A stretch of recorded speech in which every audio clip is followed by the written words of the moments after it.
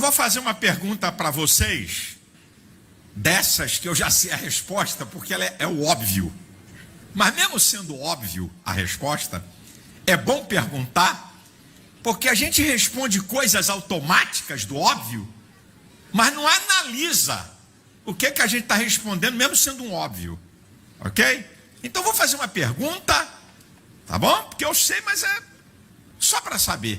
Mais uma vez, e eu quero que você se manifeste aí, né, de alguma forma. Quantos querem ter vitórias na sua vida?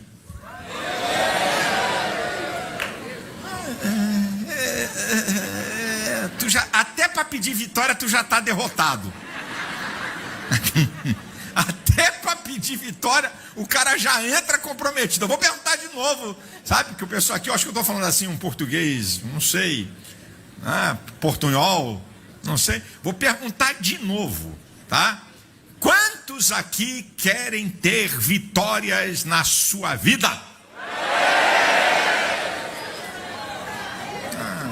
Tá bom. Melhorou. Eu vou falar essa noite, para você que quer ter vitórias na sua vida, o preço da vitória.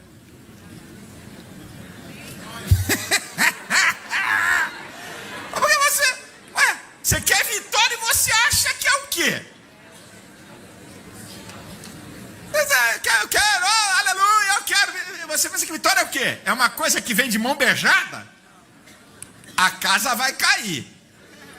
Tá certo? Então, eu quero ler, para basear aqui a minha palavra, Lucas, capítulo 24, versículo 26. Começa com o exemplo de Jesus.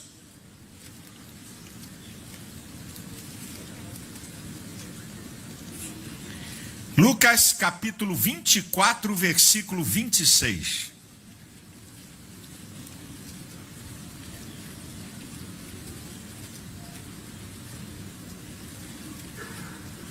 Diz assim o texto: porventura não convinha que o Cristo padecesse estas coisas e entrasse na sua glória? Porventura não convinha que o Cristo padecesse estas coisas e entrasse na sua glória? Até Cristo, para obter a vitória, pagou um preço.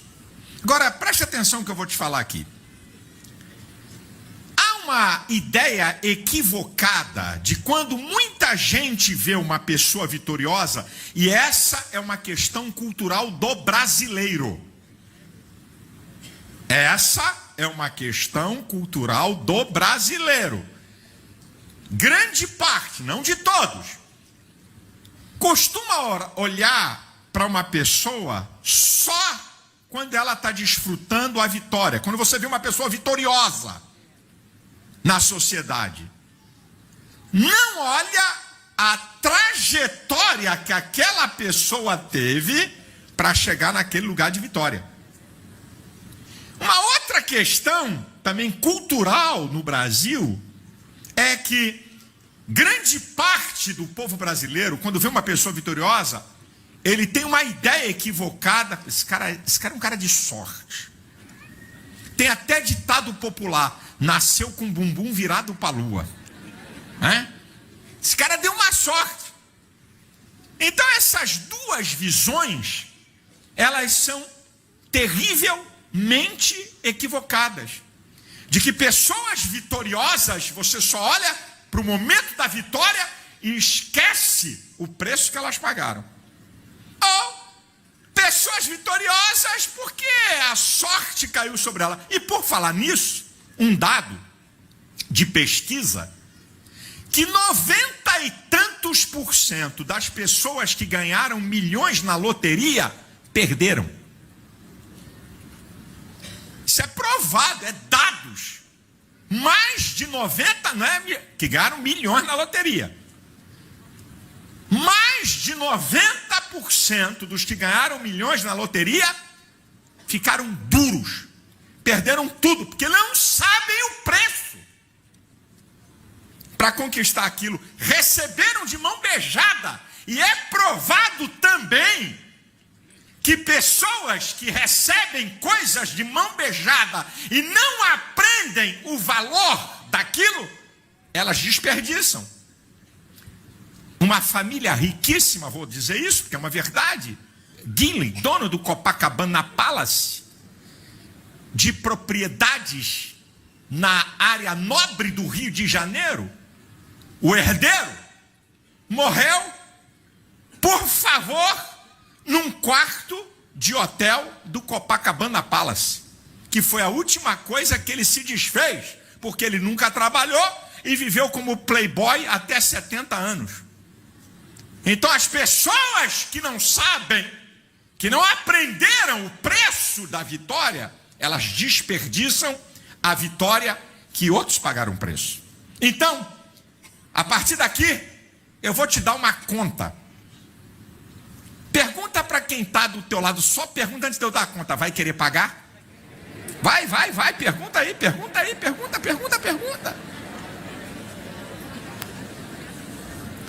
Vai querer pagar?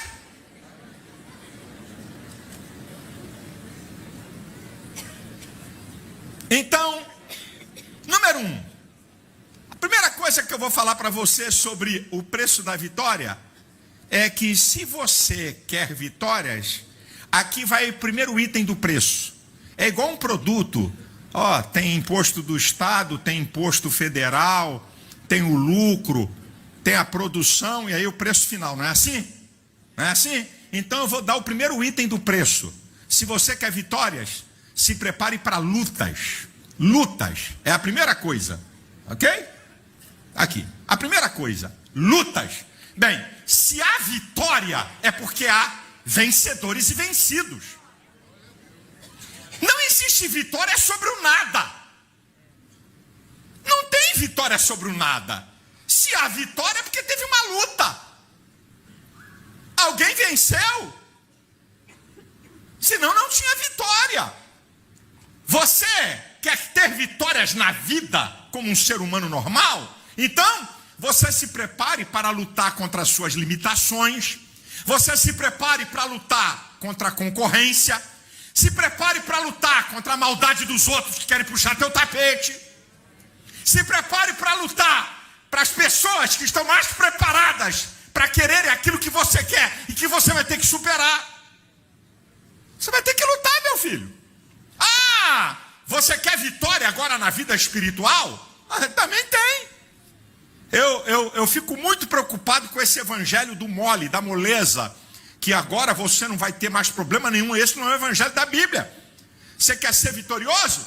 Você vai ter que lutar contra o diabo.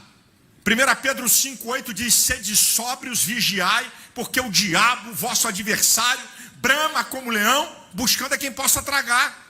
Porque ele odeia o homem e a criação de Deus, vai ter que lutar contra ele. Você vai ter que lutar contra o pecado, que é o erro. E a Bíblia diz em Romanos 6,23 que o salário do pecado é a morte. Você vai ter que lutar contra a sua natureza chamada carne, e que é fraca. Que a Bíblia diz, Jesus falou em Mateus 26,41, vigiai e orai para que não entreis em tentação, porque na verdade o espírito está pronto, mas a carne é fraca. A minha natureza é fraca, a sua é fraca, porque não está sujeita à lei de Deus. Então, eu e você temos uma natureza fraca, e a maneira de lutar contra a natureza é fugir. Interessante, é uma luta diferente. A maneira de lutar contra o diabo é enfrentar, resistir ao diabo, e ele fugirá de vós. Então, meu filho, você quer vitória? Então você se prepare para lutas. Segundo ingrediente do preço. Daqui a pouco eu vou perguntar se você quer vitória, quero ver a reação. Se você quer vitória, se prepare para o risco. Se prepare para o risco. Você não quer vitória? Vai correr risco. Pode não dar certo. Posso gastar tempo. Posso perder o que tenho. Agora, preste atenção, filho. não é correr risco qualquer coisa. E não é correr risco o tempo todo. Porque se na tua vida você correr risco o tempo todo, com certeza uma hora vai naufragar. Existem 3 fatores fundamentais para você correr risco. Primeiro, a oportunidade. Vale a pena? Vale a pena? Será que vale a pena? De fato é uma oportunidade? Segundo, cálculo. Isso é, o que eu tenho que comprometer e qual o tempo que eu vou gastar? Você tem que calcular o risco. O que eu vou comprometer? Vou comprometer tudo? É um alto risco. Você tem que ter certeza, quando se compromete tudo, que vai ter um resultado. Você tem que ter o cálculo. Terceiro, risco. Tem que ter estratégia. Qual é a estratégia? Como é que eu vou conquistar essa vitória? Por que caminho eu vou? O que eu tenho que me preparar? Como é que eu vou conquistar? Como é que eu vou vencer? Você tem que ter isso. Senão você não vai conquistar vitória. É o preço da vitória. São as lutas, o risco que você tem que correr, se você quer vitória. Algumas vezes um risco maior, outras vezes um risco menor, mas só por coisa que tenha valor. Porque se não tiver valor, não corra risco nenhum. Terceiro ingrediente para a questão de você obter vitória. Gastar tempo é energia. Se prepare. Gastar tempo e energia. Escuta essa. Jesus se preparou 30 anos. 30 anos Jesus se preparou para desenvolver o ministério de 3. Tempo e energia. 30 anos. Para o ministério de 3. Davi, além de ser o rei mais guerreiro da Bíblia, socialmente falando, historicamente falando, Davi é um dos 3 maiores conquistadores da história. Se você pegar todos os reinos de conquistas do mundo, Davi está entre os 3.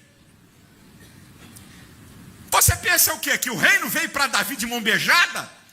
Segundo Samuel, é um livro da Bíblia. Você que é amigo, que está aqui, quando você me vê citar, a Bíblia é dividida, Antigo e Novo Testamento, e a Bíblia é dividida por livros, capítulos e versículos. Então, de vez em quando, você está me vendo citar o capítulo, o livro da Bíblia, o capítulo e o versículo que está o texto que eu estou citando para você.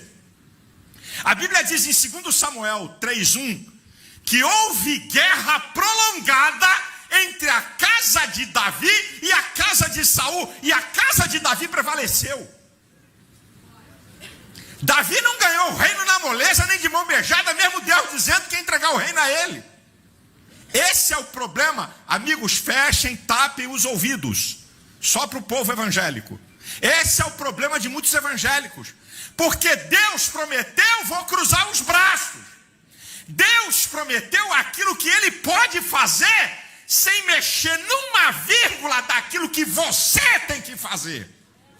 Deus prometeu o reino a Davi, mas não prometeu a ele que ia entregar de mão beijada. Você quer ter vitória, Davi? Você vai gastar muito tempo e você vai gastar muita energia até chegar a ser rei absoluto sobre Israel. Esse é o preço da vitória. Quem aqui quer vitória? Tá bom. O pessoal continua animado. Eu estou falando do preço da vitória. 4º lugar. É um ingrediente do preço da vitória. Se você quer ter vitória, renúncia. Renúncia. E renúncia, eu botei ali, se prepare para o sacrifício. Eu vou te mostrar a diferença já entre sacrifício e sofrimento. Mas, você quer vitória? Renúncia. Renúncia de quê? Do que eu gosto, de posição e de conforto. Ah, pastor, não leva mal. Uma vez por semana eu tenho que ver o cara do restaurante passar o facão na picanha. Uma vez por semana eu estou no rodízio com a minha família. Mas agora você resolveu comprar um carro. Você não vai ver a picanha cair no seu prato. É uma coisa que você gosta, dando um exemplo chulo. Vai para o churrasquinho de gato. Tá certo? Porque é o que você gosta. Mas como você quer conquistar a vitória, você vai ter que renunciar, porque você está pagando um preço. Pessoas, muitas vezes, renunciam posições que têm e vão ser nada para construir alguma coisa. É renúncia. Renúncia de posição, renúncia de conforto. Sabe? Vou ter que trabalhar mais, dormir menos. Certo? Vou ter que trabalhar sábado. Eu me lembro, aqui tem uma história que eu já contei, vou repetir. De um rapaz aqui da igreja com família, desempregado, vivia me pedindo. Aí eu fui a uma pessoa de uma loja de material de instrumento musical, pedi a ela uma vaga. E ela disse: manda ele aqui. A maior casa de venda de instrumento musical, manda ele aqui. E aí, mandei o camarada lá. Uma semana depois, ela patrocinava o programa de TV. Eu fui lá falar com ela, não vi o cara. E perguntei: cadê fulano? Ela, meia sem graça, disse: pastor, ele falou que não trabalha sábado. Como é que é o negócio? Não trabalha sábado. O cara estava desempregado há mais de um ano, mas não trabalha sábado. Aí um outro rapaz, membro da igreja, também veio falar. Aí eu falei: vou arriscar. Pedi a ela: tem um outro, vê se você emprega bem. Ele foi, entrou como vendedor, foi gerente da loja. Uma multinacional pescou ele para ser representante no Brasil. As pessoas não querem renunciar a nada e querem conquistar a vitória. Eu queria entender. Você quer comprar uma casa, vende o carro e anda de busão, meu brother. Você quer comprar uma casa? Anda de... Como é que é esse negócio, esse sistema de táxi agora? Uber. Vai de Uber, brother. Vende esse carro. Você não quer comprar uma casa? Isso é renúncia. Toda renúncia tem um sacrifício. Agora, escute isso aqui, ó. Olha, a diferença entre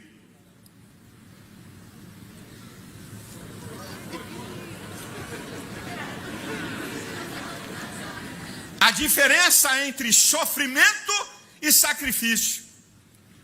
Sofrimento é sentir dor, padecer como resultado de alguma coisa.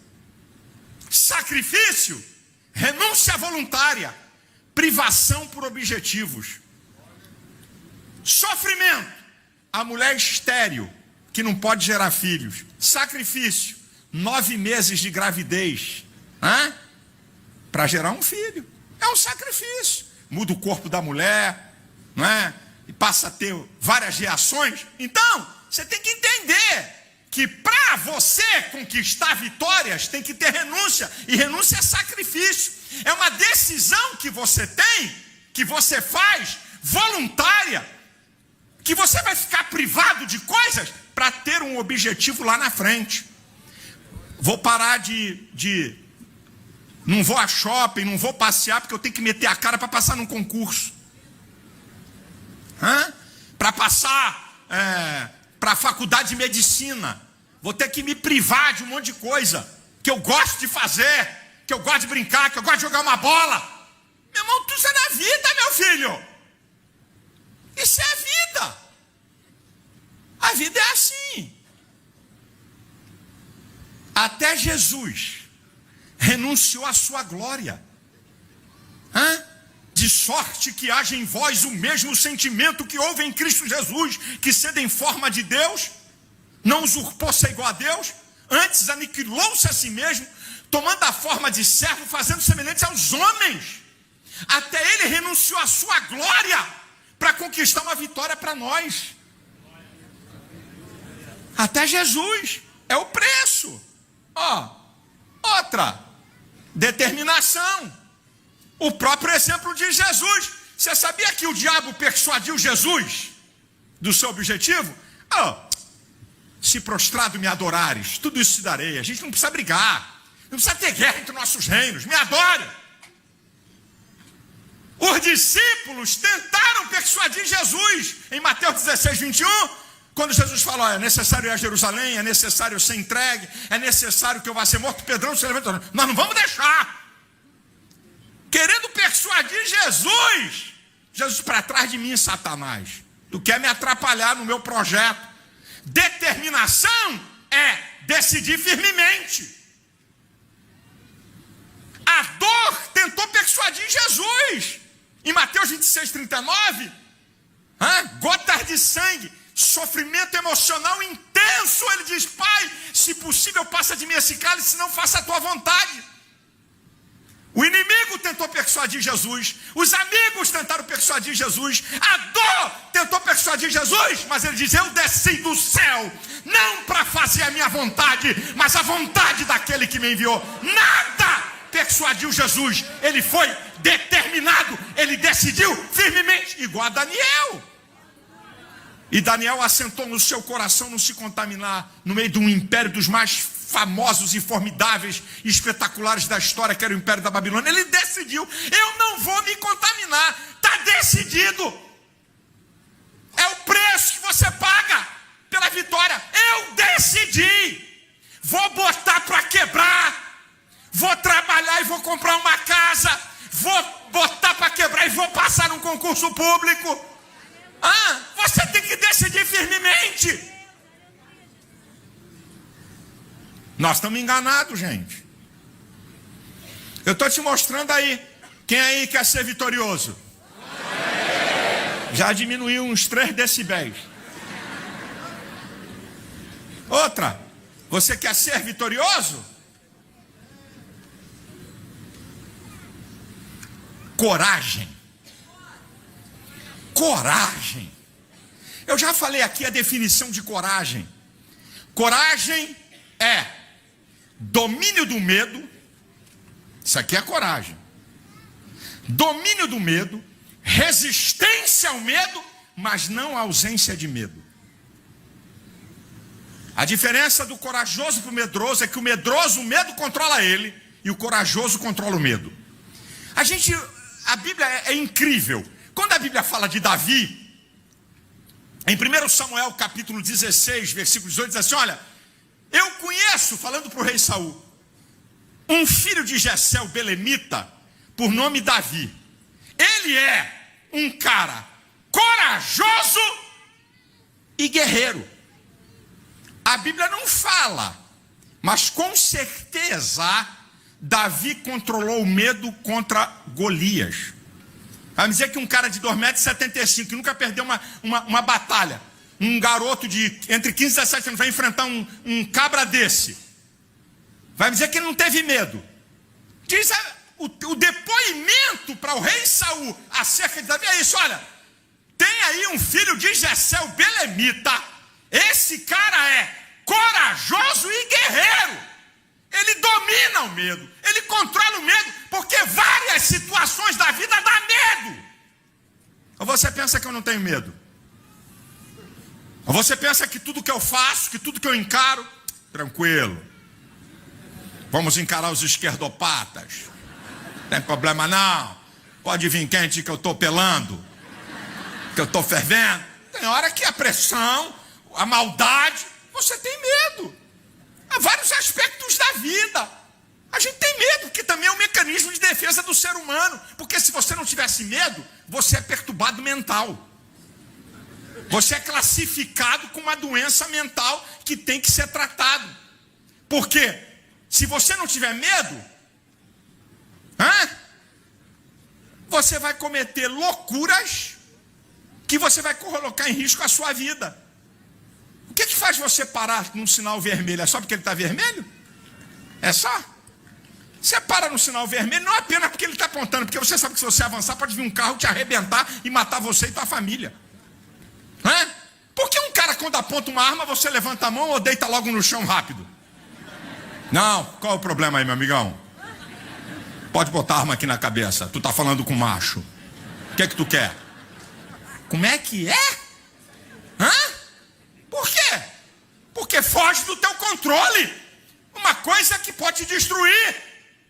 Então, meu filho, na nossa vida, nas coisas que a gente luta, muitas vezes a gente tem medo. Agora, se você deixar o medo te controlar, escute, ele pode virar pavor.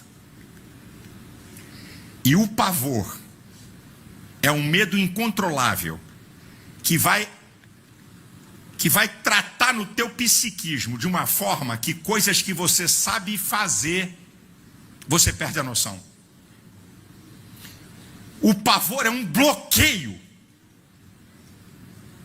lá no teu chip, lá no teu HD, bloqueia as informações. Você já viu filme de terror? Ou então, filme de suspense é melhor. E parece até que você está lá, dentro do filme. Tem um assassino, que não aparece a cara, mas ele está na garagem do prédio. E aí vem a mulher, e ela começa a desconfiar. Então, ela começa a ficar apavorada. E ela tira a chave do carro, e não consegue botar a chave lá, tá. E quando consegue, entra. Ela não consegue, coisa que ela já fez 10 mil vezes. Porque ela foi dominada por pavor. E você fica, meu Deus, é filme. Mas você... Vai, sai daí, liga.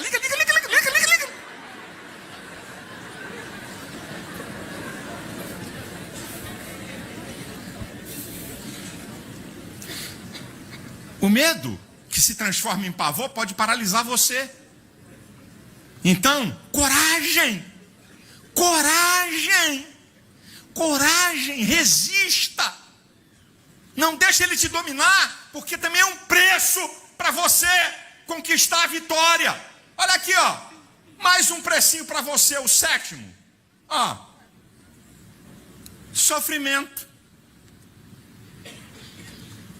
Na vitória também tem sofrimento. Eu mostrei lá no item a diferença de sofrimento para sacrifício. Sofrimento, desgaste emocional e físico. Jesus passou por isso. Tem sofrimento, sofre sim. Sofre. Desgaste emocional, desgaste físico, de vez em quando fica doente. Por causa de uma coisa que você está lutando. Tem até que parar. Dá um tempinho para se recompor. Porque tem sofrimento. Esse é o engano, é moleza, é fácil. Meu irmão, fácil é você ser mais um na multidão para conquistar o nada. Vou repetir. Fácil é você ser mais um na multidão para conquistar o nada. Meu filho, é o preço da vitória. Quem aqui quer ser vitorioso? Quem quer conquistar vitórias aqui? Eu gostaria de falar que a conta é muito maior, mas eu só estou apresentando uma continha para você. Em 8º lugar, segura essa daí. Vamos ver se você vai ficar animado. Vamos ver se você de fato quer vitória.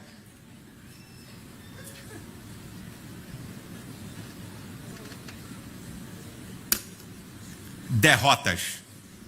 Eu não conheço um homem, um ser humano vitorioso na vida que não passou por derrotas.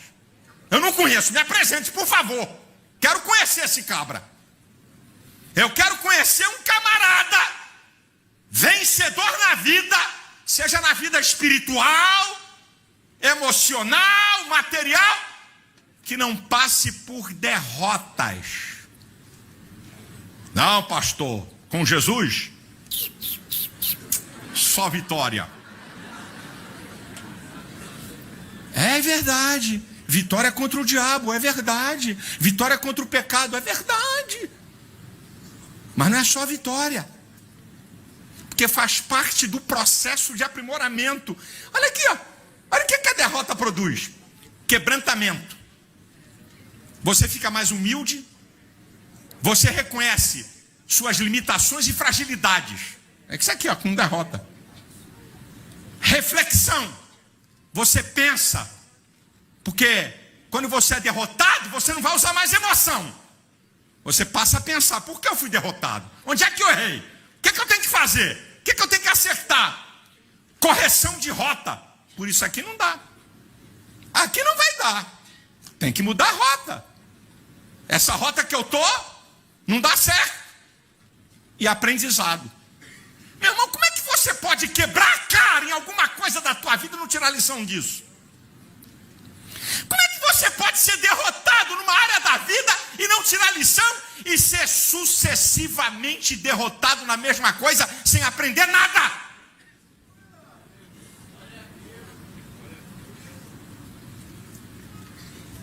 Não fica triste nem decepcionado, não. Todos nós passamos por derrotas. Incrível. Eu estou falando da luz da humanidade, não estou falando da luz do divino. Por algum acaso, morte é vitória ou derrota? Responda. Morte é vitória ou derrota? É uma derrota. Jesus se fez da sua derrota à luz dos homens a sua maior vitória. Para que pela morte aniquilasse aquele que tinha o império da morte, a saber, o diabo. Eu, que vivo e fui morto, mas estou vivo para todo sempre, tenho as chaves da morte e do inferno. Jesus foi para o confronto com a morte, para vencer a morte, para mostrar que ele é Senhor, tanto de vivos como de mortos, diz Paulo. À luz da visão humana, a morte é uma derrota. Jesus fez dela o seu maior triunfo, porque Jesus não foi assassinado.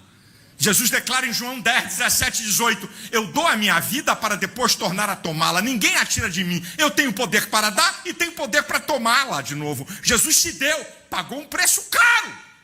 À luz dos olhos humanos, uma derrota, seus inimigos venceram, ele foi morto, mas essa derrota foi o maior triunfo. O maior triunfo, e nós estamos aqui por aquilo que parece ser a maior das derrotas, se tornou a maior vitória. Jesus é chamado do primogênito dentre os mortos. O primeiro a sair da morte para nunca mais voltar para lá. Qual é a conclusão? Aqui eu dei 8 ingredientes do preço da vitória. Qual é a conclusão, queridos que estão aqui? Presta atenção que eu vou te falar. A maior vitória que um ser humano pode obter, não foi eu, nem você que tem que pagar o preço. A maior vitória que um ser humano pode obter, por incrível que pareça, não sou eu, nem você que pagou o preço.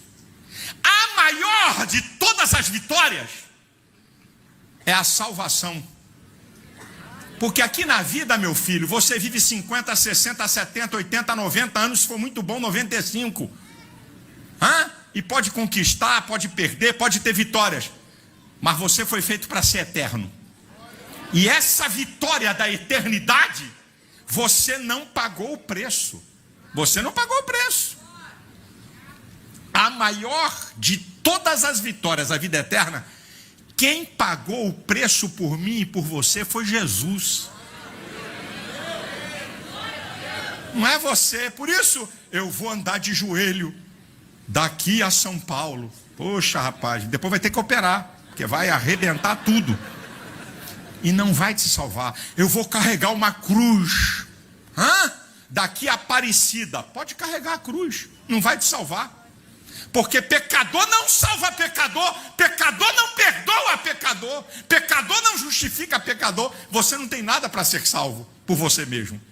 Por isso que o Deus Santo teve que vir à terra, se fazer homem, sem pecado, morrer por mim e por você, pagar o preço da maior vitória, que é a vida eterna. Então o que eu tenho que fazer para participar dessa vitória? cumprir princípios. Eu vou dar um exemplo chulo, bem fraco, para você entender. Vou dar um exemplo bem chulo para você entender essa verdade. Um camarada leva 50 anos para construir um império, para ser vitorioso. Passa por todos esses processos que eu mostrei para você. Luta, risco, tempo e energia, renúncia, determinação, coragem, sofrimento, derrota. 50 anos! E o cara então acumula uma riqueza espetacular. Ele pagou o preço para aquela riqueza. Então ele que pagou o preço, eu vou distribuir a minha riqueza. Então ele estabelece normas. O cara levou 50 anos para ficar bilionário. E agora ele vai dividir os bilhões e vai fazer 10 bilionários com o dinheiro que ele tem. Você não vai pagar preço nenhum por aquilo, mas para você fazer parte, o cara que tem, diz assim: queridão, o negócio é o seguinte, eu tenho 1 bilhão para te dar. Você vai cumprir os seguintes princípios. Todo dia, 8 da manhã, aqui na minha porta. Ok? Todo dia, 8 da manhã, aqui na minha porta. Vou te dar 1 hora de almoço e 18 horas eu vou te dispensar. Depois de 5 anos, o bilhão é teu. Você não pagou o preço para ter o bilhão, mas você foi obrigado a cumprir um princípio para aquele que tem te dar. Ele é que pagou o preço. Então, como ele tem, para ele te ofertar aquilo, ele estabelece uma norma. Esse exemplo chulo é para você entender o que Deus fez. Quem pagou o preço da salvação foi Jesus Cristo, que morreu no meu e seu lugar. Então ele pagou o preço para você ter vida eterna. Então ele diz assim: agora você quer vida eterna? Obedeça esses princípios. Por isso que você não tem, nem eu, condição de pagar o preço da salvação, porque quem pagou foi ele. Então, para você ter a vida eterna, você tem que cumprir os princípios que ele estabeleceu, não pagar o preço. Esse é o maior engano, pensando que algum sacrifício que você faça vai fazer com que você tenha salvação. Ou aquela, não, olha pastor, eu não faço mal a ninguém, eu não maltrato ninguém, eu não bato em ninguém, olha, até mosquito eu assopro. Sabe, eu não gosto nem de matar mosquito. Eu tenho uma peninha desse bichinho. Eu não faço mal a ninguém, só faço bem. Isso é a tua norma, mas Deus não estabeleceu essa norma. Se você quer aquilo que ele conquistou com a sua vida pagando o preço, você tem que crer que Jesus é o Salvador. Você tem que se arrepender dos seus pecados, confessar os seus pecados e obedecer a sua palavra. Aqui estão os princípios para você usufruir o preço da maior vitória que ele conquistou no Calvário para mim e para você, e que você não tem nada para pagar, porque ele pagou com a sua vida e com o seu sangue, e ele estabeleceu essa norma para que ele possa te dar aquilo que ele conquistou. Se você entender isso, essa é a nossa parte nesse processo da vitória. Crer. Porque Deus amou o mundo de tal maneira que deu o seu Filho unigênito para que todo aquele que nele crê não pereça, mas tenha vida eterna. Crer.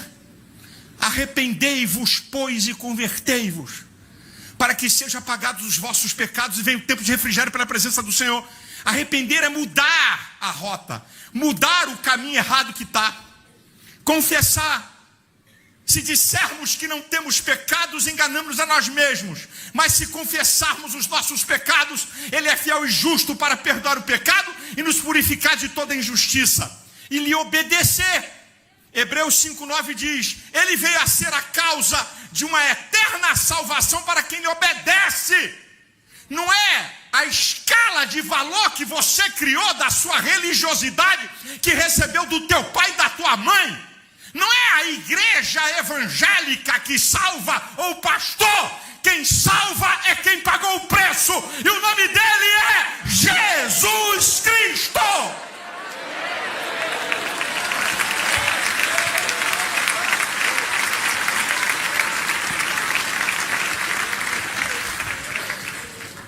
Todos os itens do preço da vitória têm a ver com vitórias do ser humano na sua vida.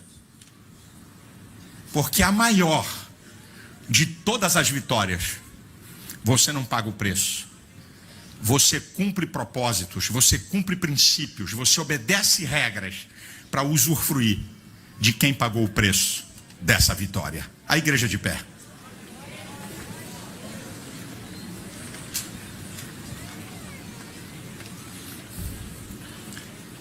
Nessa noite,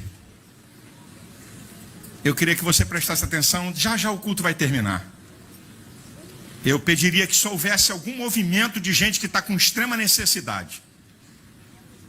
Principalmente meus irmãos na fé. Nós já vamos terminar. Se você começar a se locomover nessa hora, pessoas amigas aqui podem pensar que o que eu vou falar daqui para frente não vale nada. E essa é uma hora crucial. Essa é uma hora muito importante. Então eu peço que você fique aí no seu lugar, aguardando que nós já vamos terminar a nossa reunião. Se locomova o mínimo possível.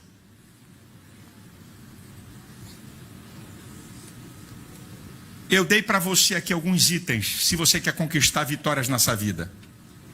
Até em questões espirituais, não estou falando de salvação. Até em questões espirituais, tem renúncia sim. Tem renúncia, tem renúncia. Tem luta, em questões espirituais, tem luta, é verdade. Eu quero que você entenda que os elementos que eu te dei, do preço da vitória, servem para você obter vitórias na vida material, na vida emocional, na vida em família e na vida espiritual. Mas a maior de todas as vitórias, que é a salvação eterna, porque você foi feito para ser eterno. Só tem 2 lugares para o homem na eternidade: céu ou inferno. Não tem um intermediário. A Bíblia diz em Hebreus que o homem está ordenado morrer uma só vez e depois segue-se o juízo. Eu nessa noite, eu quero fazer um convite a você, que você não vai pagar, mas você vai cumprir aquilo que o Senhor determinou. Ele tem salvação eterna para te dar. Agora, deixa eu te falar uma coisa, querido amigo que está aqui nesse lugar. A salvação é uma coisa tão espetacular, que quando o homem decide entregar sua vida a Cristo, ele transforma a nossa vida nessa terra para uma vida melhor. Se alguém está em Cristo, nova criatura é. As coisas velhas se passaram, eis que tudo se fez novo. E Jesus declara: eu vim para que tenham vida e a tenham em abundância. Você vai passar a ter uma outra dimensão de vida aqui na terra, porque o preço que foi pago pela salvação eterna não é uma coisa abstrata para o futuro que eu não sei. A salvação começa com uma vida nova aqui na terra, com sossego, paz na sua alma, alegria de viver, sabe? A presença de Deus na sua vida são as provas que você tem enquanto você está vivo da vida eterna. Você começa a usufruir a vida abundante aqui na terra quando a pessoa reconhece que Jesus pagou o preço por ela, entrega a sua vida a Ele. Então eu quero fazer um convite a você, porque é uma questão pessoal. Nem Deus obriga. Deus não obriga, porque o homem tem livre-arbítrio. Você decide. Deus vai cobrar, é a tua decisão. Mas essa igreja e nós queremos orar por você, porque nós cremos na salvação em Cristo. Esse mundaréu de gente que está aqui, não está aqui por causa de mim, não está aqui por causa do templo. é porque eles um dia entenderam que Jesus pagou o preço por eles. E eles desfrutam da salvação que começa aqui na terra. É isso que Jesus quer fazer na sua vida. Se nessa noite você quer entregar sua vida a Ele, ou você que conhece o Evangelho e está afastado e quer voltar, porque Deus é tão maravilhoso, que Ele sempre está de braços abertos. Nós é que nos afastamos dEle. Se você quer, eu, com a igreja, vamos fazer uma oração por você. E se você quer, eu quero convidar você a pedir licença, onde você estiver, na galeria, em qualquer lugar aqui da igreja. Você não precisa ficar com vergonha, nem ter medo. Pode pedir licença que o pessoal vai sair da frente. Vem aqui à frente que eu quero orar por você. Eu sei que aqui tem pessoas. Pode vir.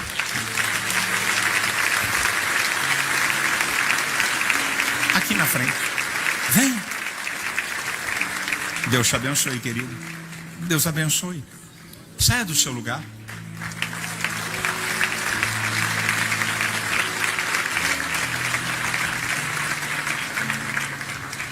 Eu quero orar por você.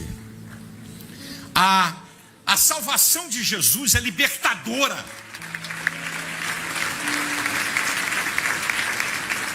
Liberta do poder do pecado, transforma a vida do homem para uma vida melhor. Traz a paz que ninguém pode dar.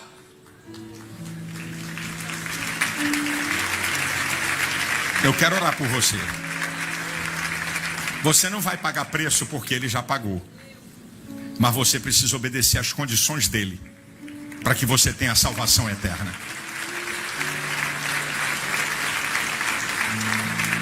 A salvação de Jesus é completa, porque age em todas as áreas da nossa vida. Talvez questões que você tenha lutando para se libertar e não consegue. Quando você entrega a sua vida a Cristo, o poder dEle se manifesta em você. Eu quero orar por você, querido, querida. Porque você não veio aqui essa noite à toa, você não veio aqui por minha causa. Há um propósito de Deus de você estar aqui nesse lugar. Há uma grande salvação de Deus para você.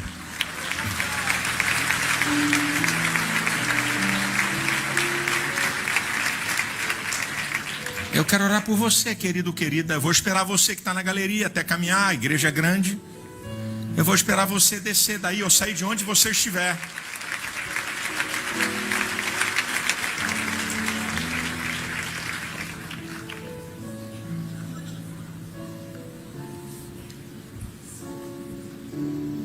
Na vida terrena, a gente decide a vida eterna. Onde é que você quer passar a sua eternidade? É aqui nessa terra. É aqui que é a sua decisão. Você não tem ideia do que Deus quer fazer na sua vida. Porque Deus é incrível, Ele não é violador da vida de ninguém. Ele estabelece princípios. E quando você obedece, então você dá legalidade para Ele operar na sua vida. Para Ele agir na sua vida. Para Ele abençoar você.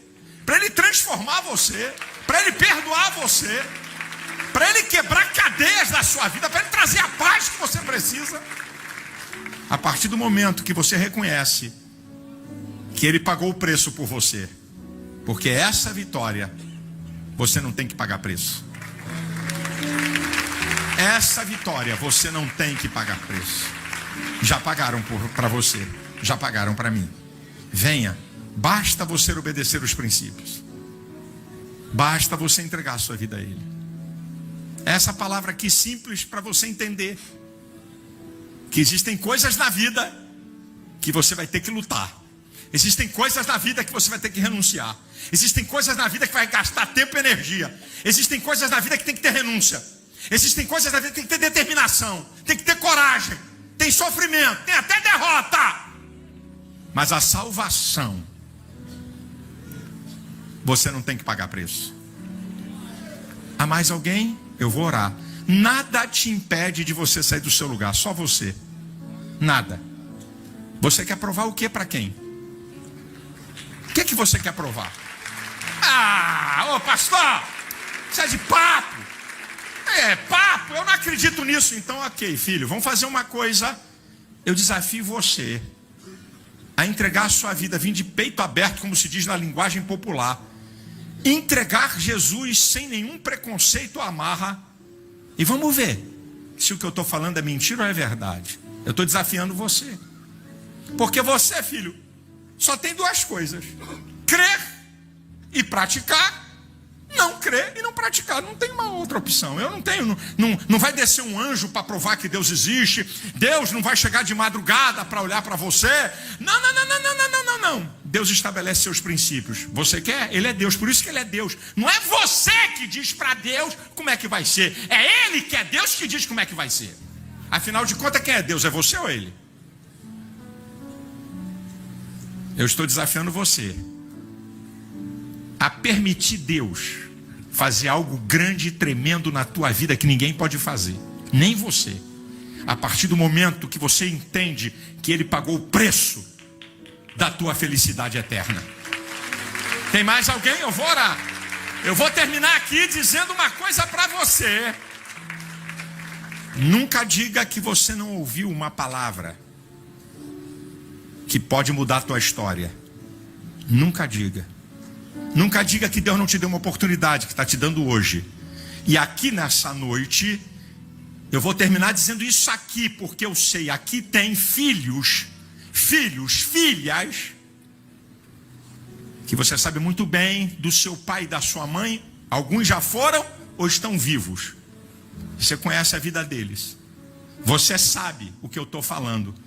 Você conhece a verdade.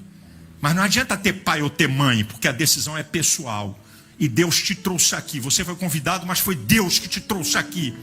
Foi o Espírito Santo que te trouxe aqui. Para você hoje tomar uma decisão de conhecer verdadeiramente aí o Deus do teu pai, da tua mãe, ou do teu irmão, ou do teu tio ou da tua tia. E experimentar o que esse Deus pode fazer na sua vida. Eu vou dar 1 minuto e vou orar. Se tem mais alguém, a hora é agora. Se Deus vai te dar uma outra oportunidade, eu não sei. Mas que Ele está te dando agora, eu tenho plena convicção. Você quer? Sai aí do seu lugar, queridão. Essa voz que está aí no teu coração não é a minha voz, é a voz do Espírito Santo. Essa voz que está aí falando com você. Ei, vai. É isso. Essa é a voz de Deus no coração do homem. Nós vamos orar por você que está aqui na frente. Eu vou fazer uma oração por você.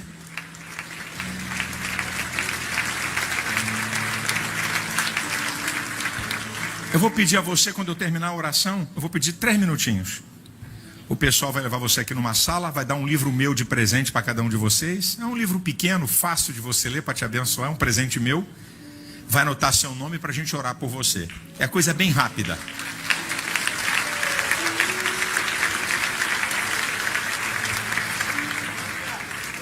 Eu insisto com alguém que está aqui essa noite, que há anos está afastado do Evangelho. E Deus tem te dado tantas oportunidades. E Deus tem te dado sinais para a sua vida. Não brinque com isso. Volte para Jesus hoje. Volte para Jesus hoje. Volte para Jesus hoje.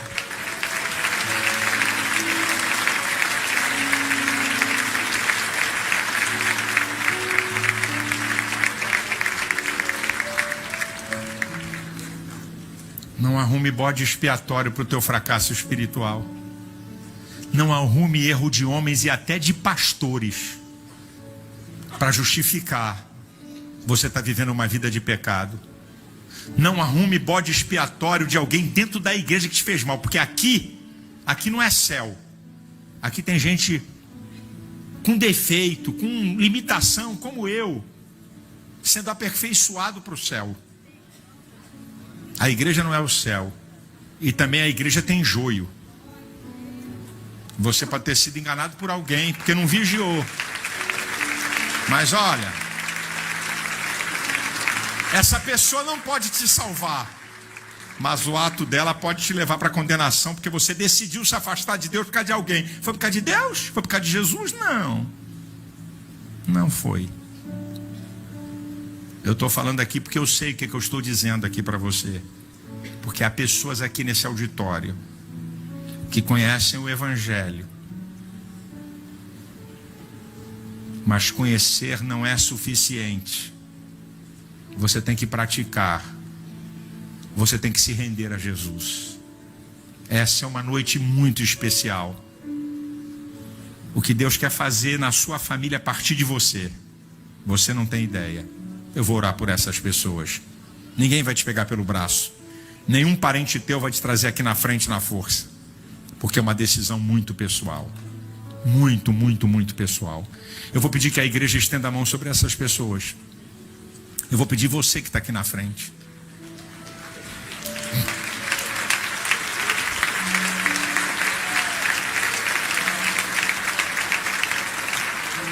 Você que está aqui na frente, faça a sua oração. Oração, a coisa mais linda com Deus é o relacionamento pessoal. Diga: Deus, perdoa meus pecados, se manifeste na minha vida.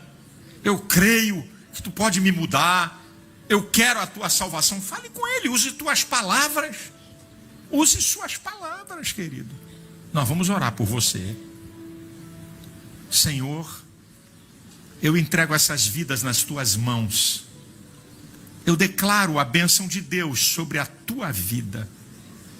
Eu declaro que você é filho do Deus Altíssimo. Eu declaro a tua salvação, o perdão dos teus pecados. Eu declaro um novo dia e um novo tempo de Deus para você. Eu declaro que o Senhor perdoa teus pecados, que o Senhor te restaura, que o Senhor te levanta, que o Senhor te transforma, que o Senhor te muda e te abençoa. Eu declaro a tua salvação, a vitória e a bênção de Deus, em nome de Jesus. Amém e amém.